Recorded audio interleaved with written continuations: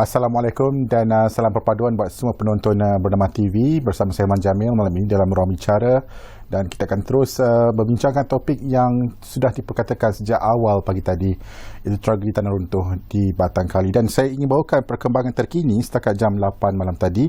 Jumlah mangsa yang terkorban dalam kejadian tanah runtuh di Batang Kali telah pun meningkat kepada 21 mangsa ketika ini, dan ini disahkan sendiri oleh Timbalan Perdana Menteri Datuk Seri Dr. Ahmad Zahid Hamidi yang telah pun meninjau kawasan berkenaan sebentar tadi.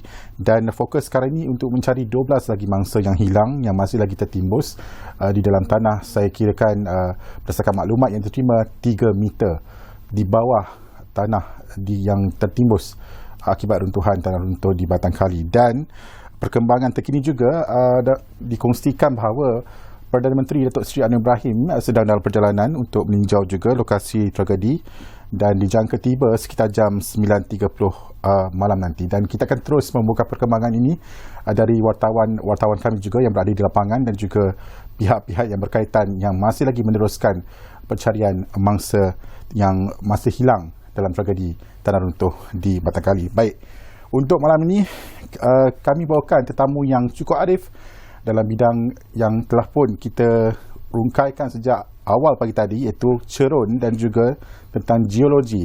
Iaitu dua tetamu di studio kami, iaitu malam ini Datuk Insinyur Dr. Cik Hassan D. Abdullah yang juga merupakan AJK Lembaga Jurutera Malaysia, dan juga merupakan penasihat teknikal Slope Watch dan bekas pengarah cerun JKR. Assalamualaikum Datuk, selamat datang. Waalaikumsalam, terima kasih.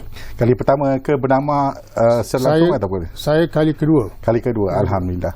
Baik, di sebelah Datuk adalah Dr. Nur Syahidah Muhammad Nazir.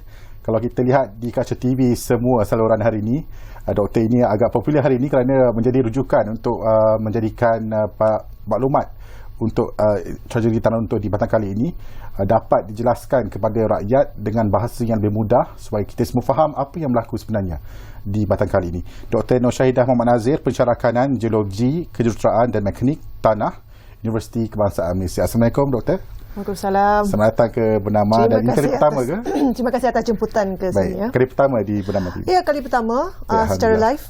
Baik, kalau saya nak buka tirai lah untuk orang bicara malam ini, mukadimahnya berdasarkan pemerhatian Datuk lah pada awal mendapat laporan tentang perkara tragedi ini berlaku. Datuk melihat laporan-laporan yang dikeluarkan, apa yang Datuk boleh rumuskan secara awal punca kejadian tanah runtuh berlaku di Batang Kali ini?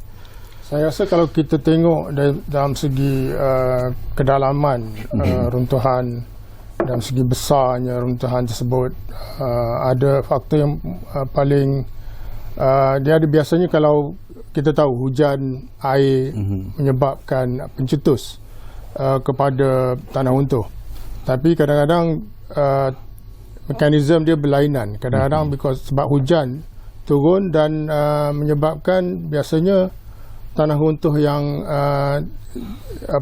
shallow ataupun tidak dalam, mungkin 2-3 meter paling dalam, kadang-kadang 1 meter pun. Tapi in this case saya diberitahu bahawa kedalamannya mencecah 15 meter. Jadi ini adalah disebabkan air bawah tanah yang meresap masuk dan kemudian menaik sampai ke yang boleh menyebabkan ketidakstabilan cerun. Jadi dalam satu perkara lagi adalah rupa bentuk cerun ini juga adalah jenis konkav. Maknanya semua air akan sampai ataupun masuk ke kawasan tersebut. Bukan konveks. Kalau konveks ni dia lebih mencembung macam kemungkinan mana air akan keluar dari kawasan tu. Jadi air itu banyak masuk ke kawasan tersebut dan menyebabkan runtuhan. Dan kalau kita tengok pun jauh ataupun run out distance keruntuhan tersebut pun sampai saya diberitahu jarak daripada atas sampai ke penghujung tanah ataupun accumulation mass tu lebih kurang setengah kilometer. Agak jauh. Jauh maknanya ini adalah disebabkan fluid tanah tu agak fluid. That's why dia bergerak lebih jauh. Macam doktor bila melihat perkembangan awal pagi tadi, apa yang pertama terlintas di fikiran doktor? Adakah disebabkan taburan hujan yang berlarutan sepanjang hari ini, sepanjang minggu dan juga bulan ini, menyebabkan berlakunya pergerakan tanah di kawasan-kawasan yang berpotensi berisiko bencana seperti yang berlaku di Batang Kali ini? Pada pandangan pertama, doktor melihat. Baik. Pandangan pertama saya sebenarnya apabila saya membaca berita yang di-share oleh kawan pada pagi tadi, yes, saya akan terus teringat minggu ni memang banyak Met Malaysia mengeluarkan amaran hujan. Okey, tetapi bila saya baca deeper, eventually apparently ada kata hujan pada malam itu renyai sahaja. Okey, tidak ada apa-apa yang concerning. Right. Dan saya segera melihat kepada keadaan muka bumi, morfologi, melihat kedudukan, dan kita nampak ianya berada di kawasan tanah tinggi. Sebenarnya tidaklah berada di puncak pun. Kawasan yang saya boleh kata lebih kurang dalam tahap 2, cerun tahap 2 mungkin.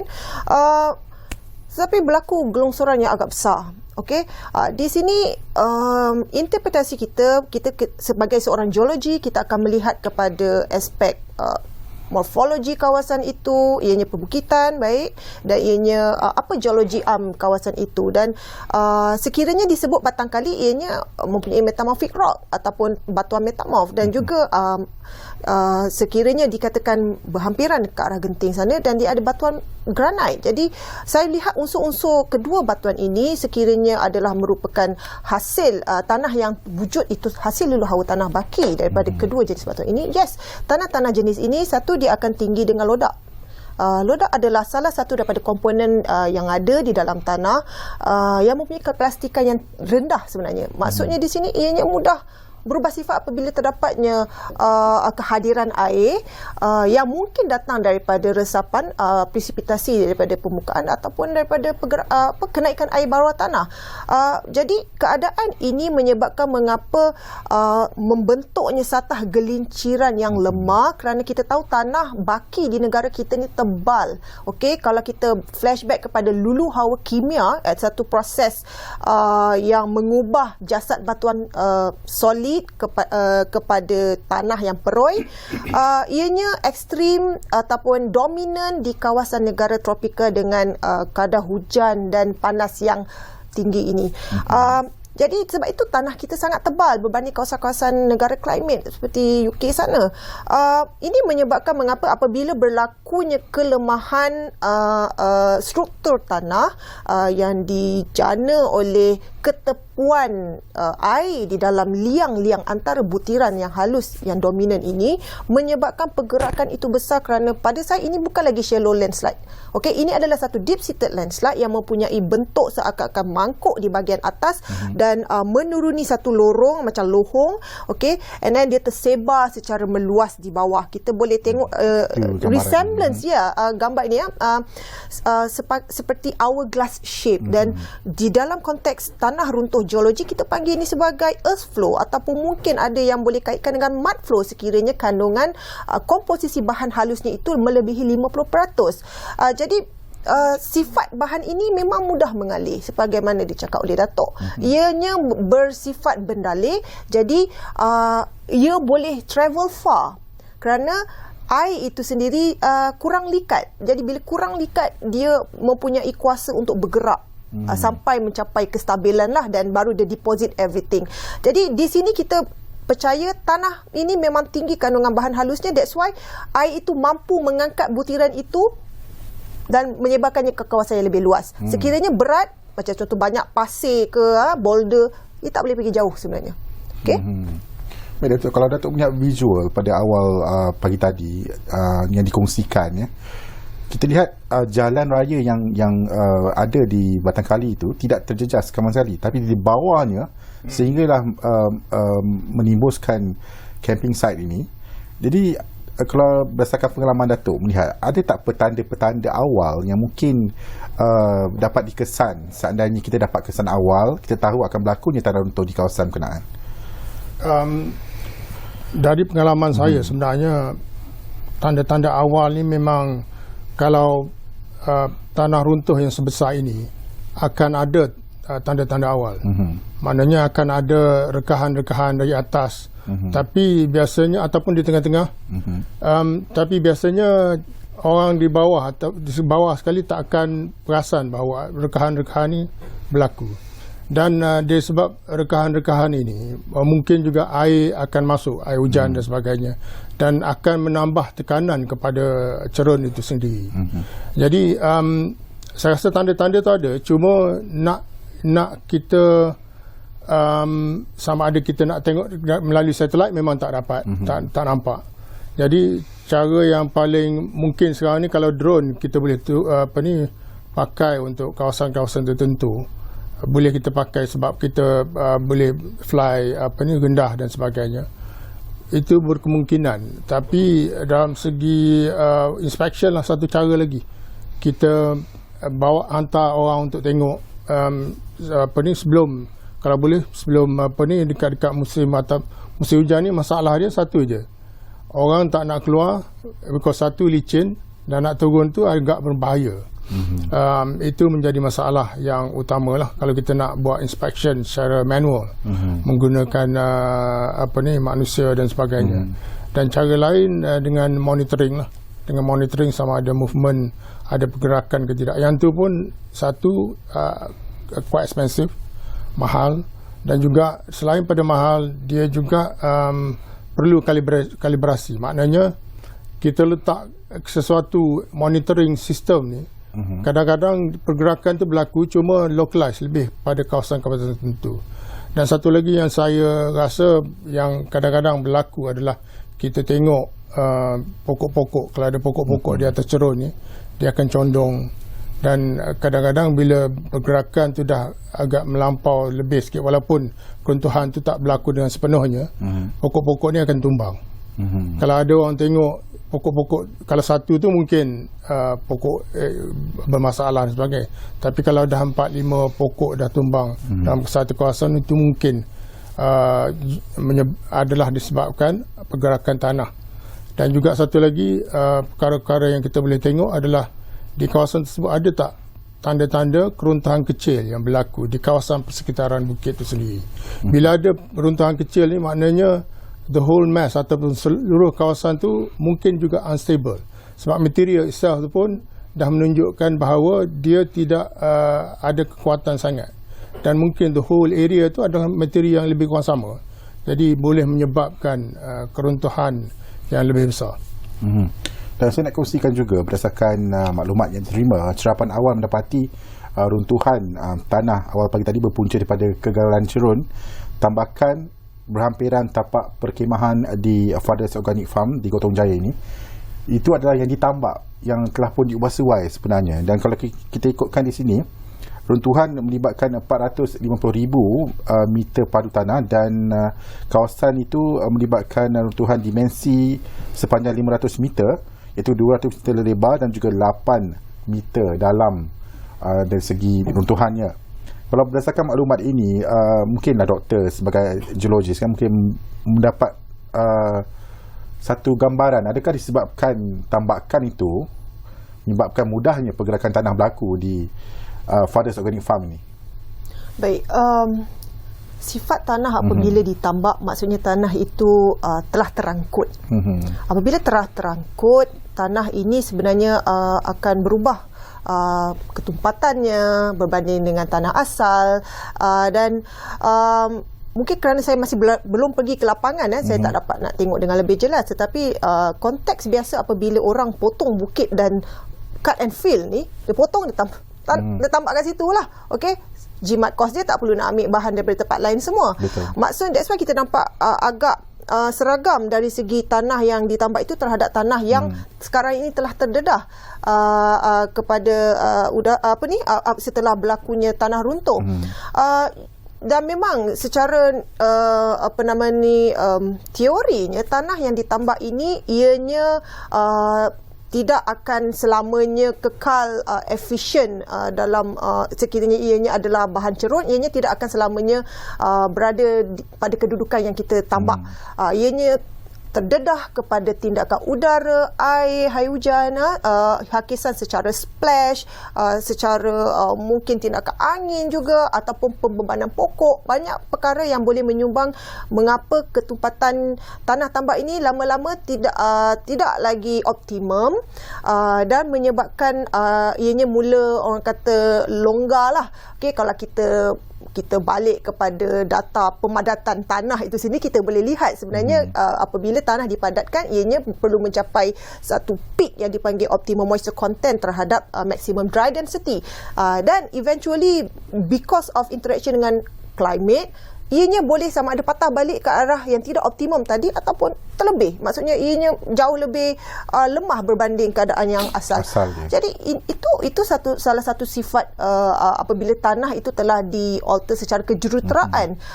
Sebab kita potong cerun bukit itu untuk membuat jalan raya, dan ada pula kita lihat sebenarnya kawasan di bawah itu, kalau kita dapat lihat pada image udara yang di-share, kita boleh lihat tanaman di situ sendiri berbeza warnanya dengan sekeliling.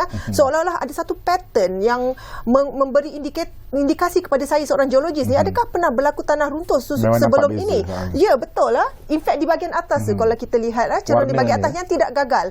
Jadi adakah disebabkan itu kawasan ini sebenarnya telah mengalami pergerakan sebelum ini, dan ini adalah pergerakan major susulan daripada pergerakan lepas yang kita kadang-kadang kelaskan sebagai reactivated landslide. Okey, mengikut arwah guru saya lah, Dr. Tajul Anwar, beliau sebenarnya suka dengan satu term yang dipanggil dormant, all dormant landslide. Katanya arwah, kawasan di sekitar di bahagian Pahang, negeri Pahang, di especially Cameron Highland, Genting Highland, Bukit Tinggi, Bukit Fraser, ini semua adalah kawasan all dormant landslide. Jadi apa maksud all dormant landslide? Kalau kita bercakap dalam konteks geologi, semasa kita besar, juta tahun, ratus tahun, maksudnya kawasan-kawasan ini pernah gagal satu masa dahulu. Okey, dan telah di-cover oleh kedatangan hutan, tumbuhan-tumbuhan yang menyebabkan kita tidak nampak lagi skar-skar tanah runtuh ni, parut-parut tanah runtuh ini. Dan ini menjelaskan kepada kita mengapa kejadian tanah runtuh kalaulah dalam radius Cameron Highland, Genting Highland ni saban tahun pasti berlaku. Kalaupun tak besar, kecil, tak kecil, besar, memang kita akan nampak. Jadi kita kena tengok sejarah kawasan itu sendiri. Kalau saya tengok evidence lapangan tadi, ia menguatkan teori itu yang kawasan ini pernah gagal, dan mungkin ada sedikit pembaikan cerun telah dibuat, tetapi ianya tidak cukup untuk menampung kemarahan yang jauh lebih besar, kerana once kita ada slip failure, dia akan ada dia akan progress membentuk another slip failure. It's like it will never end. Itulah keadaannya sekarang. Semakin seronok sebenarnya saya untuk mendalami ilmu geologi ni. Walaupun saya kena perlahan-lahan untuk menghadam apa yang dikatakan oleh doktor supaya dapat memahami istilah-istilah geologi. Baik, Datuk, saya nak lebih ke dalam sedikit, tetapi kita bukan nak menuding jari kepada sesiapa ya. Bila sesuatu bencana berlaku, mulalah netizen dan juga pakar-pakar geologi dan juga engineer yang tidak bertauliah di media sosial ni akan mula mengatakan ini salah, itu salah.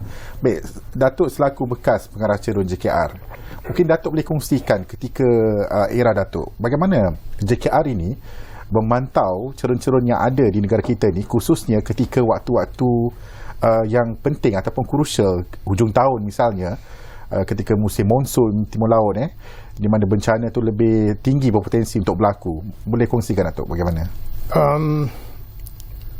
Waktu zaman saya di cawangan kejuruteraan cerun dulu, saya selalunya bulan November saya akan menulis surat kepada state JKR dan juga daerah, memberitahu kawasan-kawasan yang perlu dijaga dan juga diawasi. Sebab kawasan-kawasan, contohnya kawasan-kawasan di mana air, biasanya bila saya bercakap tentang jalan, dan bila jalan kita reka bentuk, kita bina dan sebagainya, dia ada setengah-setengah kawasan tu air akan turun ke kawasan tersebut, dan perlu ada channelization yang ataupun saluran longkang dan sebagainya proper, so that cukup besar supaya bila berlakunya hujan lebat dan sebagainya, air ni akan diarah pada satu tempat di mana akan tapi kadang-kadang tempat bukit ni masalah dia dalam segi reka bentuknya. Bila kita buat contohnya jalan, that is a place, setengah-setengah tempat tu, bila kita nak buat saluran air untuk mengalirkan semua air yang datang ke satu tempat, nak turun sampai ke bawah tu memang kadang-kadang beratus-ratus meter, dan menelan longkang tu saja menelan belanja yang amat banyak. Kadang-kadang result yang kita ambil adalah tidak mencukupi. Jadi reka bentuk yang dibuat, kadang-kadang yang berlaku adalah air itu dialirkan sampai di result jalan saja, yang kadang-kadang bila hujan lebat dan menimbulkan hakisan dan sebagainya. Jadi selain pada inspection sepatutnya dibuat oleh kawasan daerah untuk sama ada melalui konsesi ataupun supaya mengawasi ataupun melihat kalau ada tanda-tanda sama ada di atas bukit ataupun di bawah. Terutama sekali bila ada kawasan penempatan, ada aktiviti-aktiviti ekonomi ataupun ada penempatan yang besar. Jadi tempat-tempat macam tu kita perlu ambil perhatian. Selain pada itu, JKR dan juga pada JMG ni Jabatan Mineral dan Geoscience, ada menjalankan apa yang dipanggil risk and hazard mapping, peta bahaya dan juga peta risiko di kawasan-kawasan tertentu. Jadi saya rasa tempat-tempat ini perlu diberi lebih perhatian bila musim hujan seperti begini. Jadi perkara-perkara begitu yang cuma dalam segi bila kita nak buat pengawasan dan juga inspection dan sebagainya, kemungkinan besar yang susah sebab tempat tu tinggi dan kadang-kadang infra yang lama-lama ni dia tidak melaksanakan tangga yang sesuai. Jadi kalau kita nak cek musim hujan pula memang bahaya. Kalau orang komplain pun memang kita nak turun tu memang satu perkara yang sangat bahaya, memerlukan mungkin tali sampai macam nak naik bukit, turun bukit yang curam. Itu yang mungkin perlu kita tengok dan mengambil pendekatan yang lebih ataupun menggunakan teknologi lah sekarang ni. Kalau ada teknologi yang boleh inspection sampai kita nampak rekahan-rekahan jika ada. Dan drone pun kadang-kadang kalau hujan memang tak boleh nak. Betul. Masalah juga kan. So bila musim hujan ni rekahan tu kadang-kadang berlaku musim hujan. Dia start musim hujan dan juga bila hujan berterusan akhirnya tanah runtuh yang besar berlaku yang tidak dapat kita detect dan sebagainya. Macam doktor melihat lokasi tragedi ini, jalan raya yang dibina itu kalau kita lihat secara gambaran mata kasar memang tak ada orang kata benteng penahanan cerun ini. Kalau kita lihat lebuh-raya yang di Kuala Lumpur misalnya yang melalui kawasan Bukit Bukau memang ada di kiri kanan benteng tahanan cerun. Kalau di Batang Kali ni mungkin doktor boleh melihat bagaimana? Adakah jalan itu dibina atas dasarnya asalkan siap saja? Okey, mungkin untuk menyentuh bahagian kejuruteraan itu bukanlah bidang saya sangat, tetapi saya melihat begini ya. Jalan raya itu selalunya kalau kita nak bina retaining wall adalah yang mana cerun tu menghadap jalan raya. Jadi yang bahagian bawah itu memang selalunya tidak dibina apa-apa pun. Kecuali nanti di bahagian bawah lagi di hujung belah sana pula di kawasan camp tu lah sebenarnya yang sepatutnya dibina.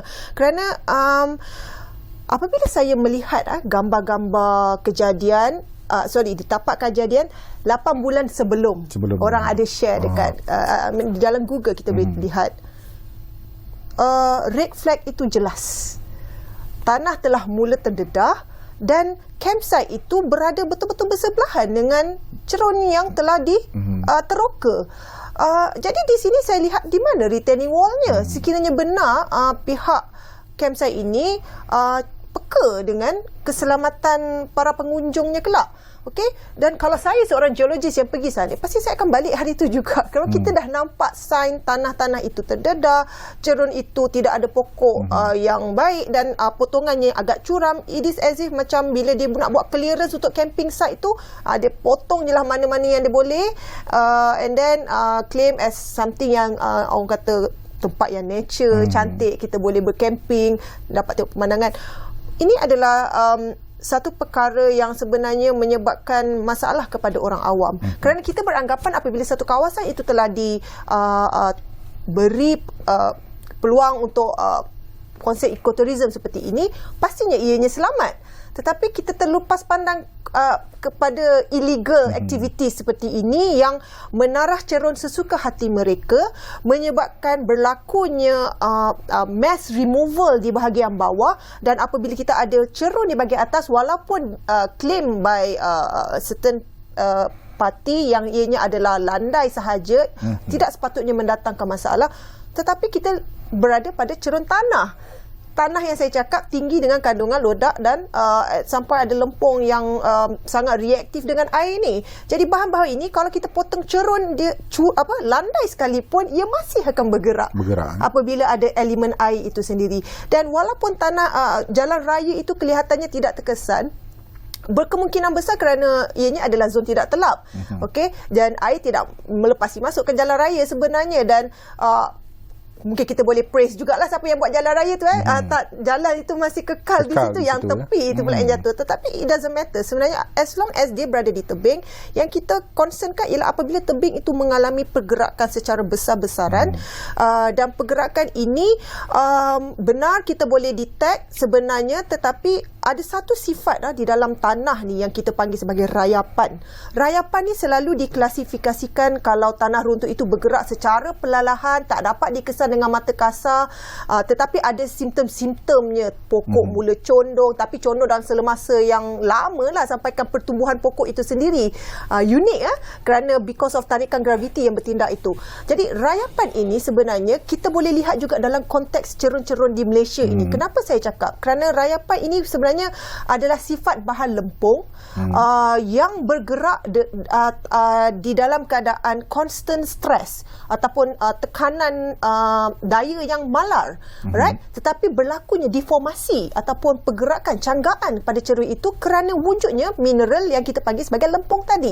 Jadi lempung walaupun amount yang wujud ada kalanya tidak sampai 50% daripada cerun. Kalau 50% tak mungkin jadi kawasan elevasi tinggi sebenarnya. Tetapi enough with 5%, 10% enough untuk menyebabkan keadaan rayapan itu wujud. Cerun bergerak perlahan dengan kehadiran air, dan apabila sampai titik ambangnya, nilai threshold yang dia boleh tahan, dia akan terus accelerate menjadi rayapan tertiary, yang mana had lajunya itu meningkat dengan berganda dan tanah akan terus gagal. Jadi konsep rayapan ini mungkin tak berapa meluas lagi di Malaysia kerana rayapan ini pergerakan perlahan, tetapi kita perlu lihat material pembentuk cerun itu, kerana material pembentuk cerun antara elemen penting yang mengawal ataupun mengubah sifat cerun itu apabila ianya berinteraksi dengan air nanti. Baik, Datuk, kita nak halang hobi berkemah ni memanglah tak boleh. Berkemah ni menjadi trending kalau kita ikutkan. Di Mutakhir inilah berkemah, cycling dan sebagainya. Dan semua elemen ini akan lebih, orang kata, lebih nyaman jika dilakukan di kawasan hutan yang aman damai, Bukit Bukau yang warna hijau. Jadi mungkin pada pandangan Datuk melihat, perlukah seseorang ataupun pengendali pusat perkhemahan ini memahami struktur tanah yang mereka dah miliki itu sesuai atau tidak untuk melakukan tempat berkhemah, dan jika tidak sesuai, apa penambahbaikan yang mereka boleh buat pada pandangan Datuk? Dia dalam pembinaan ataupun development, dia ada buffer zone.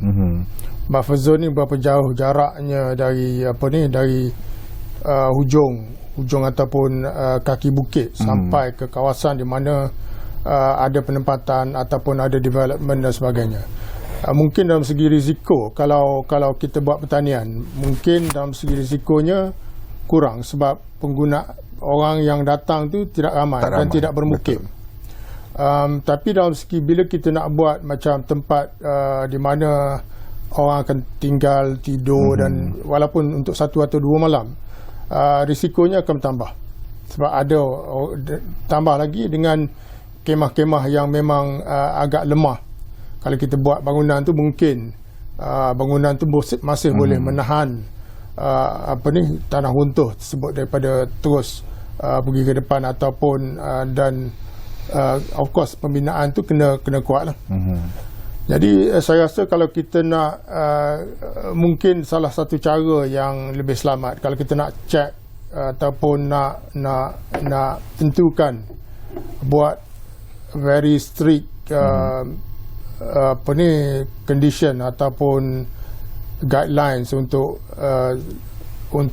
perkemahan dan sebagainya, saya rasa mungkin terlalu mahal untuk the vendor ataupun the supplier themselves. Jadi itu mungkin menimbulkan masalah. Tapi saya rasa mungkin kalau tempat yang berbukit ni, kita musim hujan ni kita sekurang-kurangnya kita tutup macam banjir lah kan. Kalau banjir, satu kawasan tu banjir, dia tutup kawasan tu. Even kalau tempat yang tempat di mana satu situasi di mana orang yang tinggal tu pun tak boleh ada aktiviti-aktiviti. Mungkin itu salah satu cara dia. Ataupun cara yang lain saya nampak dalam segi buffer lah, berapa jauh kita kena buat. Of course in this case kita nampak pergerakan dia agak jauh. Biasanya kalau peruntuhan tu biasanya tak lebih daripada ketinggian separuh daripada ketinggian cerun, melainkan bila air tu banyak dan pergerakan tu agak jauh, kadang-kadang melebihi. Kalau saya ambil contoh di Bukit Antarabangsa tu, ketinggian cerun tidak melebihi 70 meter, 60 meter lebih, tapi jarak run out ataupun jauhnya pergi tanah runtuh tu sampai 120 meter, 200 lebih saya rasa. Jadi disebabkan paip pecah dan air banyak yang ada dalam tanah tersebut, dan juga of course material tanah itu sendiri lah. Jadi buffer tu kita kena make sure that ada buffer, terutama sekali bila bangunan itu, contohnya tempat perkemahan, kalau bangunan pun ada certain buffer yang mana kita boleh lebih kurang strict sikit sebab bangunan ni lebih kuat dan boleh menahan certain amount of landslide, jenis-jenis landslide lah. Saya setuju dengan Datuk cakap tadi. Mungkin perlunya ada amaran selepas ini. Bila-bila masuk musim tengkujuh dan musim monsun timur laut ni, tak perlulah masuk hutan ataupun tempat-tempat yang berpotensi untuk risiko bencana. Kalau di lautan kita ada amaran juga di mana tidak boleh, nelayan tidak boleh keluar untuk menangkap ikan misalnya di musim monsun timur laut. Itu juga perlu diterapkan. Doktor setuju tak dengan perkara ini? Saya sangat setuju. 2 hari lepas atau 3 hari lepas saya telah bagi satu statement di dalam Sinar Harian berkaitan dengan bagaimana kita melihat keadaan sekarang, hujan dan juga aktiviti-aktiviti di kawasan cerun semua. Statement saya ialah saya katakan kita perlu berhati-hati kerana kawasan-kawasan seperti cerun, tepi pantai, kawasan-kawasan yang mungkin berlembah semua ni adalah kawasan-kawasan yang akan terkesan. Okey, jadi aktiviti-aktiviti kita ini sebaiknya dielakkan sama sekali kawasan-kawasan seperti ini. Jadi untuk kawasan camping site bukan kata kaki cerun di kawasan cerun sebenarnya camping site itu, ini apatah lagi kerana kita melihat keadaan camping site itu sendiri kerana ianya berkonsepkan pelancongan lestari. Jadi ia tidak ada binaan-binaan yang besar sebenarnya kalau kita lihat kawasan yang terkesan ini. That's why dia just guna camp je, kemah sahaja. Tetapi itulah kalau kita dapat elakkan risiko orang awam untuk berada di kawasan-kawasan yang sangat berpotensi untuk berlaku kegagalan ini jauh lebih baik. Kerana kita perlu faham apabila kita kata risiko, ianya perlu ada elemen manusia, itu. Kalau tak ada manusia, berlakulah tanah runtuh sebesar yang berlaku di Batam ini, Batam kali ini, ianya tidak akan menjadi satu fenomena. Ianya hanyalah satu yang kita panggil sebagai kejadian alam.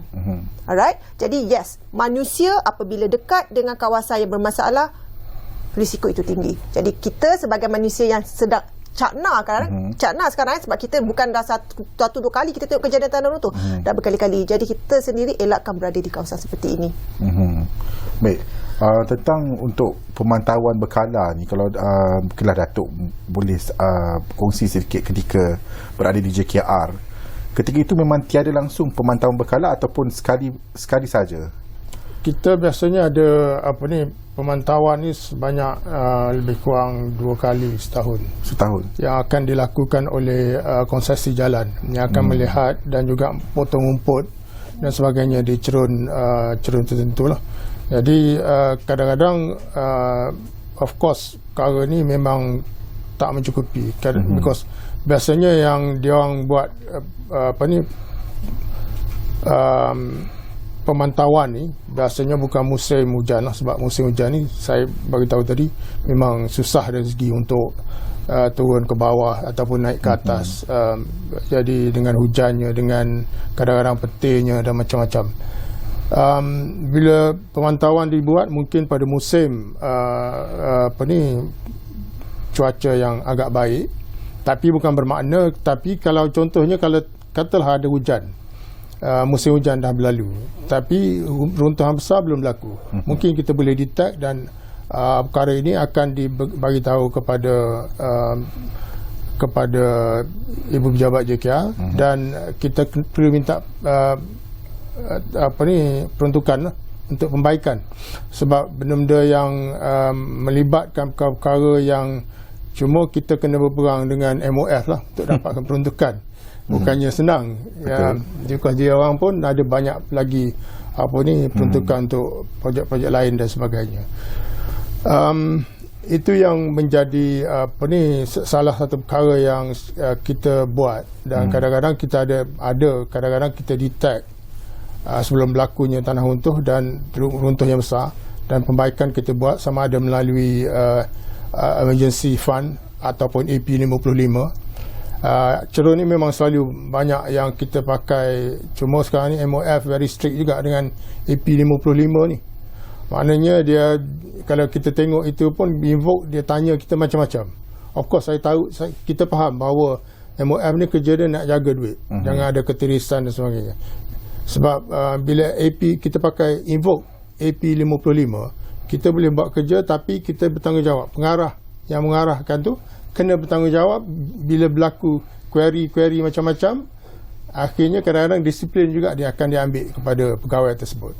Jadi sekarang ni they are reluctant dengan they reluctant to invoke, maknanya pengarah JKR pun tak berani sangat nak invoke AP 55 disebabkan kalau timbul masalah yang seperti ini, dia akan diambil tindakan disiplin.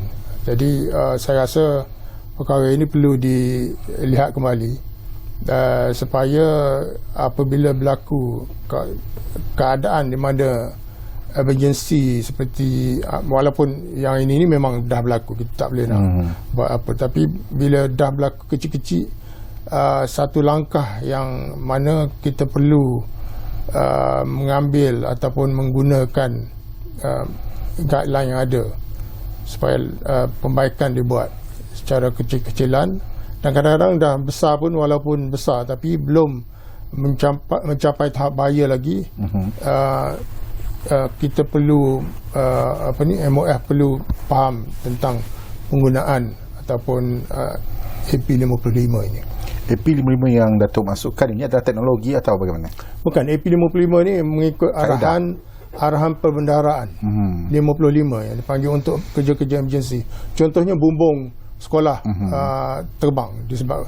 So jadi kadang-kadang menyebabkan satu bumbung tu hilang. Jadi kalau kita nak baiki tu, kadang-kadang dia suruh kata okey, kita letak something temporary saja. Tak payah baiki lagi yang tiang-tiang yang bengkok-bengkok ni, selagi boleh dipakai, pakailah. Jadi kalau kita buat lebih sikit daripada itu, sebab kita nak berkukuhkan supaya tak berlaku lagi dalam masa yang tertentu. Jadi perkara ini AP banyak, kadang-kadang banyak query lah yang diterima. Baik. Itu ya. Saya semakin teruja sebenarnya untuk mendapatkan ulasan daripada Datuk dan juga Doktor. Namun kita akan berhenti rehat seketika, kembali selepas ini dalam Ruang Bicara.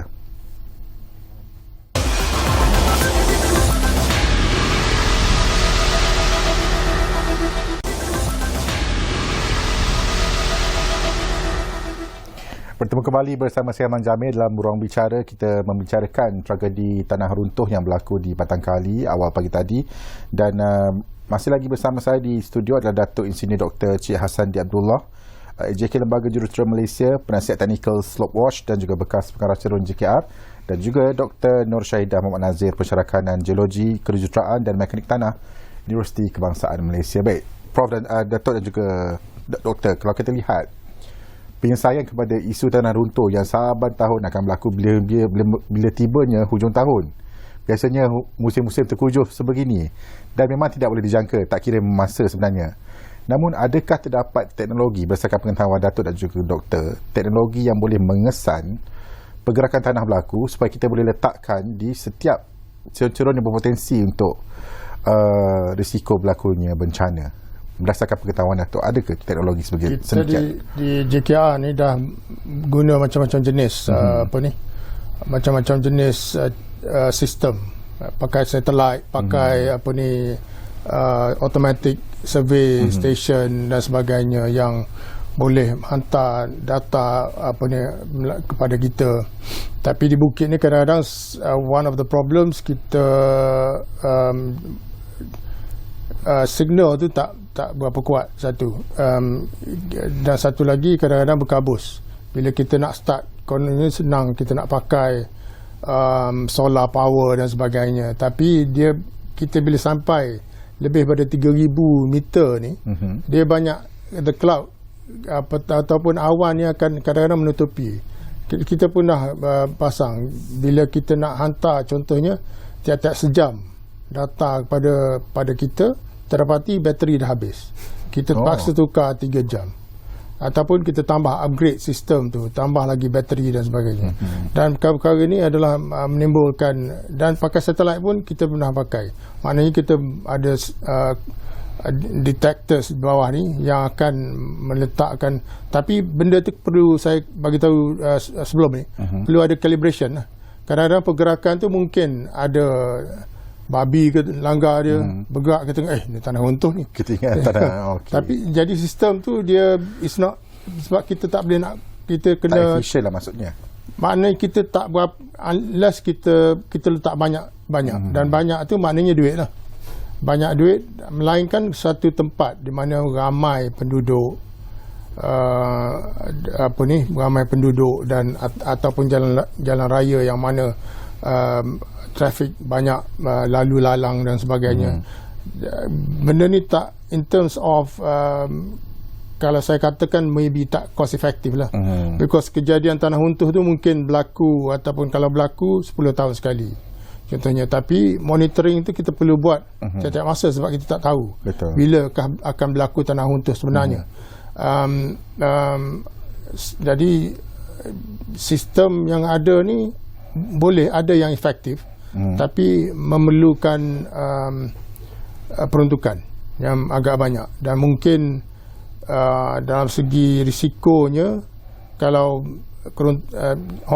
kita ada negara macam Hong Kong yang mempunyai banyak duit dan membelanjakan duit yang banyak untuk penjagaan cerun dan juga untuk monitoring cerun ni, dan kita tak boleh, kita tidak mempunyai peruntukan sebanyak itu, dan mungkin keperluan kita pun tidak seperti, sebab Hong Kong ni lebih padat penduduknya, so mungkin kita tak perlu, cuma kita perlu berhati-hati lah. Kalau kawasan-kawasan seperti ini yang sepatutnya kalau tidak ada perkemahan di situ, kita kata it's just another landslide, kan? Tapi bila ada perkemahan, meragut nyawa pula, Itu yang menjadi, cuma kita perlu maybe ada guideline yang lebih strict, dan juga mungkin saya tertarik dengan contohnya yang Encik Hilman bagi tadi, yang berkenaan dengan laut. Contohnya kalau bergelora, kalau kita tengok Redang dan Pulau Tioman, pulau ditutup waktu tengkujuh. Betul. So kenapa tidak kita buat the same thing untuk kalau nak beriadah musim dry season, yang mana kita rasa risiko waktu tu ada amat rendah kalau dibandingkan musim hujan. Dari sudut mungkinlah ahli geologi, apa penambahan yang perlu kerajaan buat selepas ini, khususnya dari segi menguruskan tanah-tanah pertanian misalnya, supaya tidak diubah sesuai kepada industri yang lain? Sebenarnya dari sudut ahli geologi ni, kita ni suka kepada pendekatan yang win-win kepada alam. Jadi kalau boleh, kawasan yang tidak sepatutnya ditarah, jangan tarah. Macam tu. Okey. Kalau kita tengok kawasan Cameron Highland itu sendiri, Bukit Tinggi, Bukit Fraser, ini sebenarnya kawasan yang dari segi geologically speaking tidak stabil, kerana kita faham di situ sebenarnya ada banyak zon-zon sesar. Zon-zon sesar dalam konteks geologi ni adalah kawasan ataupun satah yang mana berlakunya pergerakan. Bumi akan bergerak, ataupun keadaan tanah ataupun batuan, sekiranya ada satah sesar akan bergerak. Dan satah sesar ini kalau kita tarik dekat area Bukit Tinggi sana, that's why kadang-kadang kita nampak evidence gempa, gegaran, because of sesar itu tadi, sesar Bukit Tinggi kita panggil. Ada satu sesar yang major di situ, beberapa sesar major sebenarnya. Jadi untuk kita geologis, kalau kita melihat tanah-tanah dibuka untuk jalan raya ataupun penempatan, kita akan garuk kepala. Alamak, ini lalu sesar ni. Jadi potensi untuk akan berlakunya kejadian pergerakan tanah, jatuhan batuan yang berulang tidak akan berhenti, kerana sesar tidak sama sekali kita boleh hentikan. Ianya adalah sesuatu yang naturally form di dalam tanah, di dalam batuan. Okey. Jadi kalau tanya kami akan cakap jangan buat apa-apa di kawasan itu. Biarkan nature itu dengan nature, sifat prosesnya itu tersendiri. Cuma apa yang saya boleh sentuh sedikit, sebenarnya kita tidak pernah dapat berjaya meramal di mana exact akan berlaku tanah runtuh, pukul berapa dia nak runtuh, sebagaimana air pasang ke banjir ke, at least kita boleh tahu ada air dah mula meningkat, okey, kita dah boleh lari. Tetapi tanah runtuh tidak ada tanda. Bila maksud saya bukan tak ada tanda, ada tanda tadi yang cerun akan mula merekah tu semua. Tetapi bila dia nak jatuh tu, kita tak tahu. Tak akan tahu.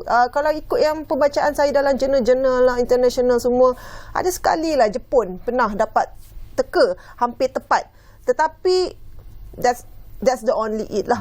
Kita dah tak ada. Jadi taburan tanah runtuh satu dunia ni meluas. Jadi kenapa kita masih gagal, ataupun mana-mana negara yang maju sekalipun masih gagal untuk menghentikan? Kerana banyak kali saya cakap kepada akhbar, kepada media, kepada student saya sendiri, tanah runtuh tak akan stop. Tanah runtuh sentiasa akan berlaku, tetapi apa yang kita manusia boleh buat ialah meminimumkan risikonya, memperlahankan pergerakannya. That's why kita ada engineer yang bijaksana untuk mengira retaining wall itu sebagaimana yang sebaiknya kita design untuk at least menahan pergerakan tanah yang aktif ini. Sekiranya ianya masih berlaku dan cakupannya itu tidaklah sejauh sebagaimana yang berlaku tanpa adanya retaining wall. Jadi itu sahaja yang kita mampu buat sekarang. Dan yes, benar, saya setuju kalau kita boleh buat sebagaimana Pulau Tioman, Pulau Redang, bila tibanya musim tengkujuh, kita dah tak bagi orang ke sana. Jadi kita boleh buat benda yang sama di kawasan tanah tinggi, kerana risikonya itu sentiasa ada apabila berlakunya hujan. Dan yes, sebenarnya kalau kita nak cakap lebih lanjut, dalam keadaan climate change, hujan itu sudah tidak mengikut pattern yang sepatutnya. Kita sentiasa menerima limpahan hujan walaupun di luar musim monsun. Dan ini menunjukkan ataupun memberi gambaran kepada kita yang kita perlu berasimilasi dengan keadaan hujan ini sendiri. Kita perlu faham bila yang boleh, bila yang tak boleh. Jadi rakyat yang hidup di dalam keadaan bencana yang saling bertimpa, kalau tak runtuh banjir, kalau tak banjir runtuh, kalau tak air pasang besar. Bencana-bencana ini menjadi sebahagian daripada hidup kita, kerana kita adalah pihak yang datang kepada alam sekitar, dan kita cari kawasan-kawasan yang satu masa dulu ini terpreserve tanpa disentuh, dan kita explore kawasan ini untuk kegiatan kita. Jadi untuk kita orang kata dapat mengurangkan risikonya pada kita jangan salahkan alam sekitar itu sendiri. Saya faham orang akan cakap hujan je nak salahkan akan berlaku tanah runtuh. Bukan, kita kena faham itu adalah interaksi air terhadap bahan di dalam cerun, dan kita faham interaksi itu akan berlaku, jadi kita elakkanlah. Okey, bukan kita nak salahkan hujan, tidak. Kita cuba faham fenomena yang akan berlaku susulan keadaan yang tidak menentu ini. Baik. Diam tak diam berbaki kurang 3 minit sekali lagi, Datuk dan juga Doktor. Hampir sejam kita merungkaikan tragedi hari ini, tragedi tanah runtuh Batang Kali ini. Mungkinlah di akhir-akhir bicara ini, Datuk melihat apa ke depan ini. Langkah pertama kerajaan perpaduan yang kebetulan ini kebetulan kerajaan pun baru bertukar dan tragedi juga berlaku, memang tidak berkaitan dengan apa-apa, tidak orang kata apa signifikannya berikutan pertukaran kerajaan, tapi ini adalah lumrah alam dan tiada siapa dapat mengatasi kuasa yang Maha Esa. Baik, Datuk boleh merungkaikan apa agaknya yang boleh diambil untuk dalam masa mungkinlah untuk jangka masa pendek.